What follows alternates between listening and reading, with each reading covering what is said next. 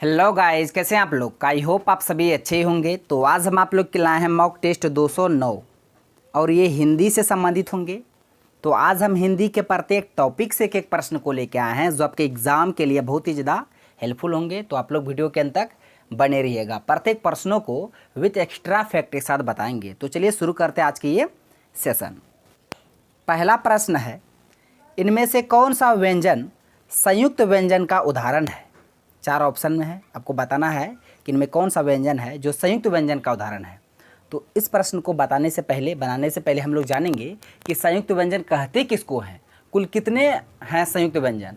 तो इन्हीं सभी बातें को हम पहले जानेंगे। तो हम हेडिंग देते पहले संयुक्त व्यंजन, बिल्कुल आराम से, कोई हड़बड़ी नहीं, ठीक है। संयुक्त व्यंजन, इसका पहले हम डेफिनेशन बता देते हैं। दो या दो से अधिक व्यंजन के मिलने से जो व्यंजन बनता है उसे हम लोग बोलते हैं संयुक्त व्यंजन। क्या समझे, दो या दो से अधिक व्यंजन के मिलने से जो व्यंजन बनता है उसे हम लोग बोलते हैं संयुक्त व्यंजन। अब आप बोलिएगा कि संयुक्त व्यंजन है कितने, तो बता दे संयुक्त व्यंजन कुल चार हैं। कितने संयुक्त व्यंजन हैं, चार हैं। चार कौन कौन से हैं तो हम आपको बता देते हैं। पहला अक्ष, फिर तर, फिर ज्ञ, फिर सर। तो हम लोग पढ़ते हैं ना अक्ष, तर, ज्ञ, सर। तो ये चार संयुक्त व्यंजन है, ये चार संयुक्त व्यंजन के उदाहरण है। अब प्रश्न आपके दिमाग में आएगा कि संयुक्त व्यंजन माने हम ये चार संयुक्त व्यंजन है। आप बोले कि दो या दो से अधिक व्यंजन के मिलने से जो व्यंजन बनता है उसे हम लोग बोलते हैं संयुक्त व्यंजन। तो अक्षर किससे मिलके बना है, किस व्यंजन के मिलने से अक्षर बना है, किस व्यंजन के मिलने से तरह बना है, किस व्यंजन के मिलने से ज्ञ बना है, किस व्यंजन के मिलने से स्रव बना है। तो यहाँ से भी प्रश्न पूछे जाते हैं। बिहार सिविल कोड के एग्जाम में ही 2016 में पूछा था कि अक्षर जो संयुक्त व्यंजन है किस व्यंजन के मिलने से बना है। तो बता दें हम, अक्षर जो बना है क में हलंत प्लस मूर्धन स्व, इससे मिलके बना है अक्षर। यानी क भी व्यंजन है, मूर्धन स्व भी व्यंजन है, दोनों व्यंजन जब मिला तो बना अक्षर। उसी तरह तरह भी बना है, तरह जो बना है तो में हलंत प्लस र से बना है। फिर ज्ञ है तो ये ज प्लस ज में हलंत, ज प्लस य, इससे मिलकर ज्ञ बना है। सर मिला है, सर जो बना है तालब स में हलंत प्लस र, तब बना है सर। तो संयुक्त व्यंजन किसे कहेंगे, दो या दो से अधिक व्यंजन के मिलने से जो व्यंजन बनता है उनसे हम लोग बोलते हैं संयुक्त व्यंजन। संयुक्त व्यंजन कितने हैं तो चार हैं, अक्षर, तरह, ज्ञ, सर। अब अक्षर किससे मिलकर बना है तो क में हलंत प्लस मूर्धन स्व, तरह किससे मिलकर बना है तो में हलंत प्लस र से, ज्ञ किससे मिलकर बना है ज में हलंत प्लस य से, और सर जो बना है तालब स में हलंत प्लस र से मिलकर बना है। ये तो रहा संयुक्त व्यंजन के बारे में। अब आइए हम लोग प्रश्न की ओर। तो प्रश्न में बोला गया कि इनमें से कौन सा व्यंजन है जो संयुक्त व्यंजन का उदाहरण है। ऑप्शन में दिया ड होगा, चारों में ड कहीं दिख रहा है आपको, नहीं होगा तो पहला ऑप्शन गया। ऑप्शन बी में दिया ढ, तो ये भी नहीं होगा। ऑप्शन सी में झ, ये भी नहीं होगा। इसका आंसर ऑप्शन डी हो जाएगा अक्ष। अक्ष ये संयुक्त व्यंजन का उदाहरण है और ये किससे मिल के बना है, किस दो व्यंजन के मिलने से बना है तो क में हलंत प्लस मूर्धन स्व। तो ये सारी बातों को आप याद रखना, आपको संयुक्त व्यंजन से संबंधित यहाँ से बाहर एक भी प्रश्न नहीं पूछेगा। अगर पूछेगा संयुक्त व्यंजन से तो यहीं से पूछेगा, बस इतना आपको याद रखना माइंड में। अब बढ़ते हैं अगले प्रश्न की ओर। प्रश्न है, छंद शास्त्र में तीन वर्णों के समूह को क्या कहा जाता है। प्रश्न बहुत ज़्यादा इंपॉर्टेंट है, किसी किसी को तो आता भी नहीं होगा, किसी किसी को लगता है ये तो नया प्रश्न है। तो प्रश्न बोला गया है जो छंद है, छंद शास्त्र में तीन वर्णों के समूह को क्या कहा जाता है। ऑप्शन में देखिए क्या क्या दिया हुआ, गति, यम, गण, नियम। तो पहले आंसर जानने से पहले हम जानते हैं छंद कहते किसको हैं, छंद के मिलने से क्या बनता है, ये सारी बातों को जानेंगे पहले हम। तो बता दें आपको, तीन वर्णों के जो समूह है, तीन वर्णों के समूह को, तीन वर्णों के समूह को कहा जाता है गण। क्या कहा जाता है, गण कहा जाता है। तीन वर्णों के समूह को क्या कहा जाता है, गण कहा जाता है। याद रखिएगा। और गण की कुल संख्या कितनी है तो बता दे, 8 गण है। कितने गण हैं, 8 गण है। 8 गण कौन कौन से हैं उसे हम लिखा देते हैं। पहला हो गया यगन, उसके बाद तगन, यगन, तगन, लगन, रगन, लगन, रगन, जगन, भगन, नगन, सगन। ये 8 गण है। कितने गण हैं? 8 हैं। तो गण किसे कहेंगे? तो 3 वर्णों के समूह को गण कहते हैं। गण की कुल संख्या कितनी है? तो गण की कुल संख्या 8 है। कितने हैं? 8 हैं। 8 गण है। कौन कौन से हैं बता दिए? यगन, तगन, लगन, रगन, चगन, जगन, भगन, नगन, सगन। तो आइए प्रश्न में बोला गया कि 3 वर्णों के समूह को क्या कहा जाएगा? गति कहा जाएगा? नहीं। यम नहीं, नियम नहीं। तो इसका आंसर ऑप्शन सी हो जाएगा, गण कहा जाता है। तो 3 वर्णों के समूह को गण कहा जाता है। गण और गण की कुल संख्या 8 कौन कौन से हैं? तो हम आपको बता दिए, आप सभी को याद रखिएगा। और गति किसे कहेंगे? जो पाठ में जो बहाव होती है, पद जो गद पद जो होते हैं उसमें जो बहाव होती है उसे ही हम लोग बोलते हैं गति। तो ये रहा इसका आंसर। अब बढ़ते हैं अगले प्रश्न की ओर। प्रश्न है, अलंकार के कितने भेद होते हैं? अलंकार, यहाँ से प्रश्न बहुत बार पूछते हैं एग्जाम में, तो बता दे अलंकार।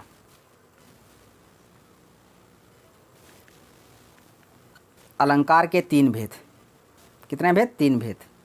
याद रखिए, एक होगा शब्दालंकार, शब्दालंकार। एक हुआ अर्थालंकार, अर्थालंकार। एक हो गया उभयालंकार, उभयालंकार, उभयालंकार। तो आप लोग याद रखिएगा, अलंकार के कितने भेद? 3 भेद, शब्दालंकार, अर्थालंकार, उभयालंकार। ऑप्शन में दिया 2, जो होगा नहीं, 4 भी नहीं होगा, 5 भी नहीं होगा। इसका आंसर ऑप्शन बी हो जाएगा 3। अलंकार के कितने भेद? 3 भेद। तीनों का नाम आप याद रखिएगा। नेक्स्ट है, निम्न में अनुनासिक वर्ण कौन सा है? तो अनुनासिक वर्ण, अनुनासिक, अनुनासिक, अनुनासिक वर्ण कुल कितने हैं? 5 है। कितने हैं? 5 है। 5 है कौन कौन? देख लीजिए। क, ख, ग, घ, अंग, च, छ, ज, झ, य, ट, ठ, ड, ढ मूर्धन्य न, फिर त, थ, द, ध, न, प, फ, ब, भ, म। क ख तो हम लोग बचपन में पढ़े थे ना, क ख। तो देखिए यहाँ प्रश्न में बोला गया कि अनुनासिक वर्ण, तो अनुनासिक वर्ण कहेंगे किसे? कुल कितने अनुनासिक वर्ण है? 5 है। कौन कौन? तो क वर्ग में अंत में क्या आता? अंग, च वर्ग में य, ट वर्ग में न, त वर्ग में भी न, प वर्ग में म, यानी कि अंग, य, फिर इधर मूर्धन्य न, इधर फिर दंत न, म। तो 3 यहाँ, 2 यहाँ, 3 2 5। ये 5 है अनुनासिक वर्ण। तो याद रखिएगा, अनुनासिक वर्ण कितने हैं? 5 है। कौन कौन? अंग, य, मूर्धन्य न, दंत न, म। अब ऑप्शन में दिया ट, ये नहीं होगा, ज नहीं होगा, ड नहीं होगा। इसका आंसर ऑप्शन डी हो जाएगा, य। ये अनुनासिक वर्ण है। कुल कितने हैं? 5 है। कौन कौन है बता दिया, आप इसे याद रखिएगा। नेक्स्ट, व्यंजन और व्यंजन के मेल का उदाहरण है। पहले प्रश्न बता थे ना, व्यंजन और व्यंजन के मिलने से क्या बनता है? जो बनता है व्यंजन, उसे हम लोग बोलते हैं संयुक्त व्यंजन। व्यंजन और व्यंजन के मिलने से संयुक्त व्यंजन बनता है। ऑप्शन में देखिए क्या क्या दिया हुआ है। ऑप्शन में दिया है क किससे मिलकर बना है? क अ से मिलके बना है, क प्लस अ से। फ भी, हाँ, तो ये फ किससे मिलके बना है? तो देख लीजिए, फ जो मिलके बना है, ये फ में हलन प्लस अ से मिलके बना है। म किससे मिलके बना है? म में हलन प्लस अ से। तो यहाँ आप देख सकते हैं, अक्ष उसी तरह किससे मिलके बना है? तो क में हलन प्लस मूर्धन से। प्रश्न में बोला गया कि व्यंजन और व्यंजन के मेल का उदाहरण कौन सा है? किस ऑप्शन में व्यंजन और व्यंजन, 2 व्यंजन मिले हुए हैं? यहाँ पे देखिए, ऑप्शन बी में दिया क, ये तो व्यंजन है, लेकिन अ ये स्वर है। यहाँ पे व्यंजन और स्वर का मेल है, तो होगा नहीं। आपको व्यंजन और व्यंजन का मेल वाला ऑप्शन चाहिए। ऑप्शन बी में दिया, मतलब सी में दिया है फ जो कि व्यंजन है, अ जो कि स्वर है। यहाँ भी व्यंजन और स्वर का मेल हो रहा है। ऑप्शन डी में भी म और ओ, यहाँ भी व्यंजन और स्वर का मेल हो रहा है। आपको व्यंजन और व्यंजन के मेल का उदाहरण बताना था, तो इसका आंसर ऑप्शन ए हो जाएगा, अक्ष। अक्ष ये संयुक्त व्यंजन के अंतर्गत आएंगे। संयुक्त व्यंजन 2 या 2 से अधिक व्यंजन के मिलने से ही बनता है। तो यहाँ क भी व्यंजन है, मूर्धन्य भी व्यंजन है। तो आपको बस वही चुनना था, व्यंजन और व्यंजन के मेल का उदाहरण। तो इसका आंसर ऑप्शन ए हो गया। आई होप आप ये प्रश्न को समझ गए होंगे। नेक्स्ट है, निम्न में से कौन सा वाक्य शुद्ध है? शुद्ध वाक्य का आपको चयन करना है। तो ऐसे प्रश्न 1-2 आपके एग्जाम में पूछेंगे ही पूछेंगे। शुद्ध वाक्य का चयन कीजिए, अशुद्ध वाक्य का चयन कीजिए, समझ रहे हैं ना? ऑप्शन है, पढ़ देते पहले हम। यह असली गाय का दूध है, पानी से भरा एक गिलास लाओ, खरगोश को काटकर गाजर खिलाओ, अपने परदेश से आए मित्र को पत्र लिखो। आपको सुनने में कुछ लग रहा होगा 2-3 सेंटेंस कि ये तो शुद्ध हो ही नहीं सकता है। ऑप्शन सी को पढ़िए, खरगोश को काटकर गाजर खिलाओ। ऐसा थोड़े है, गाजर को काटकर खरगोश को खिलाया जाता है ना, खरगोश को थोड़े। तो हम पहले देख लिए ये ऑप्शन होगा नहीं, इसलिए इसको काट दिए। ऑप्शन ए में दिया है यह असली गाय का दूध है। असली गाय नहीं, गाय तो गाय होती है ना, असली दूध होती है, तो यहाँ असली गाय नहीं, असली दूध, तो ये भी गया ऑप्शन। ऑप्शन डी में दिया है अपने परदेश से आए मित्र को पत्र लिखो। परदेश से आए मित्र को पत्र लिखो, ये भी नहीं होगा, ये भी गलत हो जाएगा। एक ही ऑप्शन बच गया, ऑप्शन बी, पानी से भरा एक गिलास लाओ। ये वाक्य शुद्ध है, बाकी तीनों अशुद्ध है, गलत है। आपको शुद्ध वाक्य का ही चयन करना था, तो इसका आंसर ऑप्शन बी हो गया। बाकी इसके अलावा जो तीनों सेंटेंस है, तीनों सेंटेंस को शुद्ध कैसे कीजिएगा। मान लिया तो दिया हुआ यह असली गाय का दूध है, सही में कैसे होगा, शुद्ध सेंटेंस को कैसे लिखिएगा। तो देखिए, जैसे ऑप्शन ए में दिया ना, यह असली गाय का दूध है, इसको सही से लिखिए क्या, यह गाय का असली दूध है। यह गाय का असली दूध है, ये सेंटेंस सही है, ठीक है। ये गलत था। उसके बाद खरगोश को काटकर गाजर खिलाओ, ऐसे नहीं होगा, गाजर काटकर खरगोश को खिलाओ, ऐसे होगा। गाजर काटकर खरगोश को, गाजर काटकर खरगोश को खिलाओ, गाजर काटकर खरगोश को खिलाओ, ये हो गया। उसके बाद डी में दिया है अपने परदेश से आए मित्र को पत्र लिखो। यहाँ ऐसे नहीं होना चाहिए, यहाँ होना चाहिए परदेश से आए,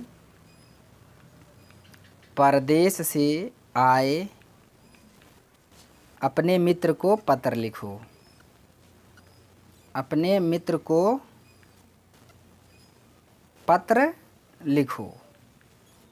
तो इसका आंसर क्या हो गया, ऑप्शन बी। अब बढ़ते हैं अगले प्रश्न की ओर।